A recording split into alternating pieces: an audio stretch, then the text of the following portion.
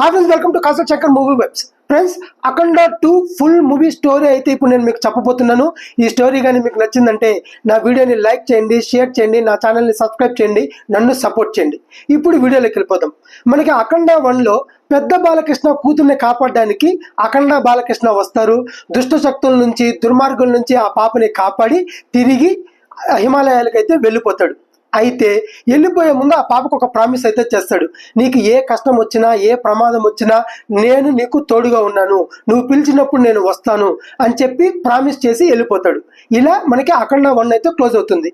ఇప్పుడు అఖండ 2లో కొన్ని సంవత్సరాల తర్వాత ఆ పాప కూడా పెరిగి పెద్దదైపోతుంది. ఇప్పుడు అఖండ 2లో ఓపెన్ చేస్తే కాశ్మీర్లో ఒక రహస్య స్థావరం. ఆ రహస్య స్థావరంలో కొంతమంది పాకిస్తానీలు, కొంతమంది భారతీయులు అయితే దేశద్రోహులు, వీళ్ళందరూ కలిసి ఒక డిస్కషన్ అయితే పెడతారు. ఆ డిస్కషన్లో ఏం జరుగుతుందంటే, ఈ అఖండ మహాభారతం పాకిస్తానీ హస్తగతం అవ్వాలి, లేదా ఐక్యమత్యం లేకుండా ముక్కలు అయిపోవాలి, దీనికోసం ఏం చేయాలి అని చెప్పి డిస్కషన్ నడుస్తూ ఉంటుంది. ఆ డిస్కషన్లో ఏం చేస్తారంటే, భారతీయులకి దైవభక్తి ఎక్కువ, వాళ్ళకి ఏ ప్రమాదం వచ్చినా సరే తనని దైవం కాపాడుతుంది అన్న నమ్మకంతో ఉంటారు. మనం ఆ నమ్మకాన్ని చెడగొట్టాలి, అంటే భక్తుల్ని చంపాలి, గుళ్ళకి గోపురాలకు వచ్చే భక్తుల్ని చంపాలి. అలా చంపితే వాళ్ళకి దైవం మీద నమ్మకం పోతుంది, ఐక్యమత్యత పోయి భారతదేశం మొత్తం ముక్కలు అయిపోతుంది అని చెప్పి వాళ్ళ నిర్ణయం తీసుకుంటారు. ఆ నిర్ణయంలో భాగంగా ఆ గుడికి వచ్చే భక్తుల్ని, దేవుడి దర్శనాలకు వచ్చే భక్తుల్ని చంపుతూ వస్తారు. ఇలా మారణ హోమం కొన్ని రోజుల పాటు జరుగుతుంటుంది. అయితే వాళ్ళు అంతతో సాటిస్ఫాక్షన్ అవ్వరు. వాళ్ళకి ఇంకా ఘోర ప్రమాదం జరగాలి, ఇంకా మహాప్రలయం జరగాలి అంటే ఏం చేయాలి అని చెప్పి మన ఇండియాలోనే ఒక పొలిటికల్ లీడర్ని కలుస్తారు. అతను కూడా దేశద్రోహి, డబ్బుల కోసం ఏదైనా చేసే వ్యక్తి.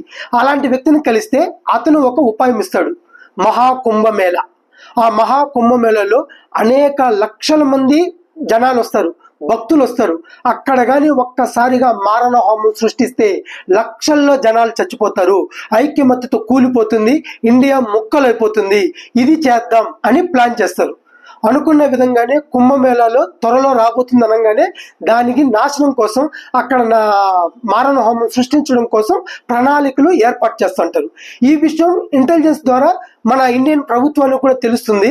కానీ దీన్ని ఎలా ఆపాలో వాళ్ళకి అర్థం కాదు. దీన్ని ఎలా ఆపాలి, ఎవరు కాపాడతారు అన్న టెన్షన్లో వాళ్ళు ఉంటారు. ఇది ఇలా ఉంటే ఇంకో పక్క అనంతపురంలో మన మొదటి బాలకృష్ణ అక్కడ శత్రువులతో పోరాడుతా, సమస్యలను ఎదుర్కొంటా, తన ఊరి ప్రజల్ని, క్షేమాన్ని కాపాడుతూ వస్తాడు. సౌఖ్యంగా, చాలా హ్యాపీగా ఆ ఊరి ప్రజలను చూసుకుంటూ ఉంటాడు. అయితే ఆయనకు ఆయనకున్న ఒకే ఒక వేదన ఏంటంటే ఆయన తల్లి. ఆవిడేంటంటే, మన అఖండ బాలకృష్ణ హిమాలయాలకి వెళ్ళిపోయినప్పటి నుంచి తననే తలుచుకుంటూ ఆరోగ్యం క్షీణిస్తుంది, చావు బతుకుల మధ్యకు వచ్చేస్తుంది. అలా చావు బతుకుల మధ్యలో ఉండి పెద్ద బాలకృష్ణని ఒకటే కోరుకుంటుంది, నాకు తల కొరువు పెడితే అఖండ బాలకృష్ణని వచ్చి పెట్టాలి, నాకు ఆత్మ సంతృప్తి కలగాలంటే అతన్ని చివరి చూపు చూడాలి అని చెప్పి వేడుకుంటుంది. ఇక చేసేది లేక బాలకృష్ణ తన కూతుర్ని తీసుకొని అఖండ బాలకృష్ణ కోసం ఆ హిమాలయాలకు వెళ్తాడు. తన కూతుర్ని ఎందుకు తీసుకెళ్తాడంటే, ఆ అఖండ బాలకృష్ణ తన కూతురు పిలిస్తేనే వస్తాడు అని ఒక నమ్మకం. వీళ్ళెవరు పిలిచినా రాకపోయినా ఆ పాప పిలిస్తే వస్తాడన్న ఒక నమ్మకంతో తనను తీసుకొని కాశ్మీర్కి వెళ్తాడు. అలా కాశ్మీర్కి వెళ్ళాక అక్కడ బార్డర్స్, రూల్స్ అన్నీ ఉంటాయి. అక్కడ బార్డర్లో ఒక మిలిటరీ ఆఫీసర్గా ఉండేది సంయుక్త మేనన్. వీళ్ళు లోపలికి వెళ్ళాలంటే తనే పర్మిషన్ ఇవ్వాలి. తనని పర్మిషన్ అడుగుతారు. కానీ లోపలికి వెళ్తే పాకిస్తాన్ సైన్యం ఉంటుంది, అక్కడ మన ఇండియన్స్కి ప్రాబ్లం ఉంటుంది, కాబట్టి పర్మిషన్ ఇవ్వడం జరగదు. అలా 4-5 రోజులు చాలా ప్రయత్నించి పర్మిషన్స్ రాకపోయేసరికి ఒకనొక టైంలో ఆ పాప ఏం చేస్తుందంటే, ఎవరు చూడకుండా చూసి బార్డర్ దాటేసి లోపలికి వెళ్ళిపోతుంది.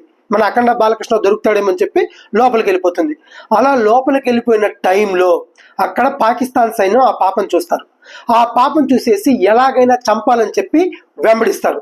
అలా వెంబడించే క్రమంలో తాను పారిపోతుంటుంది, వీళ్ళు బండ్లు వేసుకొని వచ్చి వెంబడిస్తారు. అలా చాలాసేపు జరిగిన తర్వాత ఒక్కసారిగా ఒక బండి వచ్చి ఆ పాపను గుద్దుతుంది. అలా గుద్దేసరికి తను ఎగిరి పడుతూ బాబాయ్ అని చెప్పి గట్టిగా అరుస్తూ కింద పడుతుంది. ఒక్కసారిగా ఆ అరుపు, ఆ బాబాయ్ అన్న అరుపు అక్కడ ధ్యానం చేసుకుంటున్న అఖండ బాలకృష్ణ చెవిలో పడుతుంది. అలా పడగానే ధ్యానం నుంచి ఒక్కసారిగా కళ్ళు తెరుస్తాడు మన అఖండ బాలకృష్ణ. అలా తెరిచి ఎదురుగా ఉన్న ఆ పాపను చూసి ఆనందం, తనను పట్టుకోవడానికి వచ్చిన ఆ సైన్యాన్ని చూసి కోపం, ఒకేసారి వచ్చి ఒక్కసారిగా వాళ్ళ మీద యుద్ధం ప్రకటిస్తాడు. తన శూలంతో చీల్చి చెండాడతాడు. ఆ సైన్యంను పొడుచుకుంటూ రక్తం ఏరులై పారేలా యుద్ధం చేస్తాడు. అయితే మిగతా సైన్యం అంతా ఏం చేస్తారంటే ఆ పాపం తీసుకుని తన స్థావరం, మిలిటరీ పాకిస్తాన్ స్థావరంలో ఆ అమ్మాయిని తీసుకెళ్లి దాచిపెట్టేస్తారు. అయితే దైవశక్తి కలిగిన మన బాలకృష్ణ ఒక్కసారిగా వాళ్ళ స్థావరం ముందర అడుగు పెడతాడు. అలా ఒక్కొక్క అడుగు వేస్తుంటే ఆ స్థావరం భయంతో కంపిస్తుంది. ఆ సైన్యం అంతా ఒక్కసారిగా మన అఖండ బాలకృష్ణ మీద గన్స్తో, ఆయుధాలతో ఒక్కసారిగా పోరాడతాయి. కానీ మన బాలకృష్ణ అత్యంత శక్తివంతుడు, దైవభక్తి కలవాడు కాబట్టి తన శూలంతోనే ఒక్కొక్కరిని చీల్చి చెండాడుకుంటూ లోపలికి వెళ్ళి వాళ్ళ ఆయుధాలతోనే వాళ్ళనే చంపుతూ వస్తాడు. అక్కడున్న పెద్ద గన్నుతో, మిషన్ గన్నుతో ఒక్కొక్కరిని తూట్లు పొడిచేలా కాలుస్తాడు, చీల్చి చెండాడతాడు. ఆ స్థావరాన్ని మొత్తం ధ్వంసం చేస్తాడు. ఒక్కసారిగా అక్కడున్న ఆ స్థావరం మొత్తం నాశనం అయిపోతుంది. హిందూ యొక్క సనాతన ధర్మం, హైందవ ధర్మాన్ని, సనాతన ధర్మాన్ని కాపాడడానికి నేను ఎప్పుడు ఉంటాను, మా ఆడవాళ్ళని రక్షించడానికి ఎప్పుడు ఉంటానని చెప్పి ఆ పాపం తీసుకొని ఆ సైన్యాన్ని మొత్తం నాశనం చేసి తిరిగి ఆ పెద్ద బాలకృష్ణ దగ్గరికి వస్తారు. వాళ్ళందరూ కలిసి వాళ్ళ అమ్మ గురించి చెప్పి అనంతపూర్కి తీసుకెళ్తారు. ఈ లోపల ఈ జరిగిన సంఘటన అంతా ఒక తట్టు పాకిస్తాన్ సైన్య అధ్యక్షుడికి తెలిసిపోతుంది. గుట్టలు గుట్టలుగా సవాలు పడుంటాయి. ఇదంతా ఒక్కడే చేశాడా, వాడిని ఎలాగైనా చంపాలన్న కోపంతో ఉంటాడు. అదేవిధంగా ఈ న్యూస్ మన ఇండియన్ గవర్నమెంట్ కూడా తెలుస్తుంది. తెలిసి ఎస్, దైవం కోసం ఏదైనా చేసే ఈ వ్యక్తే కుంభమేళాలో ఏ ప్రమాదం రాకుండా రక్షిస్తాడు, ఇతన్ని మనం పట్టుకోవాలని చెప్పి వీళ్ళు అనుకుంటారు. ఇలా ఉన్న క్రమంలో అనంతపురం వెళ్ళడం, ఆ చివరి చూపు తన తల్లిని చివరి చూపు చూడడం, చూసిన తర్వాత తల కొరువు పెట్టడం, ఇవంతా జరుగుతుంది. అవంతా కార్యక్రమాలు అయిపోయి తిరిగి మళ్ళీ మన అఖండ బాలకృష్ణ హిమాలయాలకు బయలుదేరేటప్పుడు ఇండియన్ గవర్నమెంట్ వెళ్ళి తనని రిక్వెస్ట్ చేస్తుంది. కుంభమేళాలో పెద్ద ప్రమాదం జరగబోతుంది, భక్తులను చంపాలని నిర్ణయించుకున్నారు, దైవాంశ సంభూతులైన మీరే వాళ్ళని రక్షించగలరు, కాపాడని వేడుకుంటారు. అప్పుడు మన బాలకృష్ణ చెప్తాడు, దైవం కోసం నేను ఏదైనా చేస్తాను, సనాతన హైందవ ధర్మం కోసం నేను పోరాడతానని చెప్పి ఒక్కసారిగా కుంభమేళాల్లో అడుగు పెడతాడు. అలా కుంభమేళాల్లో అడుగుపెట్టి అక్కడ ఆంజనేయుని గద తీసుకుని అక్కడ మారణ హోమం జరగకముందే శత్రు సంహారం మొదలు పెడతాడు అఖండ బాలకృష్ణ. అలా ఒక్కొక్కరిని గదతో విధ్వంసం సృష్టించి చంపి ఉప్పు పాతరేస్తాడు. ఒక్కొక్కరిని ముక్కలు ముక్కలుగా నరికేస్తాడు. అలా శత్రు సైన్యం మొత్తం చంపి అవతల పడేస్తాడు. అక్కడ ఏ భక్తుడికి చిన్న ప్రమాదంగా జరగకుండా అందరినీ కాపాడతాడు. శత్రు సంహారం చేసేసి తిరిగి హిమాలయాలకి వెళ్ళిపోతాడు. అయితే మన political leader, villain political leader ఉంటాడు కదా, ఈ అఖండ బాలకృష్ణ ఉంటే మనం ఎప్పుడైనా ఇండియాని ముక్కలు చేయలేము, మనకి రావాల్సినంత ధనం సంపాదించుకోలేము, కాబట్టి ఈ దైవ శక్తిని ఎదిరించాలంటే ఖచ్చితంగా దుష్టశక్తి కావాలి అని చెప్పి దుష్టశక్తిని కలవడానికి వెళ్తాడు. ఆ దుష్టశక్తే ఆది పినిశెట్టి. అలా ఆది పినిశెట్టి దగ్గరికి వెళ్ళి నువ్వు అఖండ బాలకృష్ణని అంతం చేయాలి అని ఆ పేరు చెప్పగానే ఆ ఒక్కసారిగా ఆది పినిశెట్టిలో ఒక కోపం, ఉక్రోషం వస్తుంది. ఎందుకంటే ఒక చిన్న ఫ్లాష్ బ్యాక్లోకి వెళ్తాం.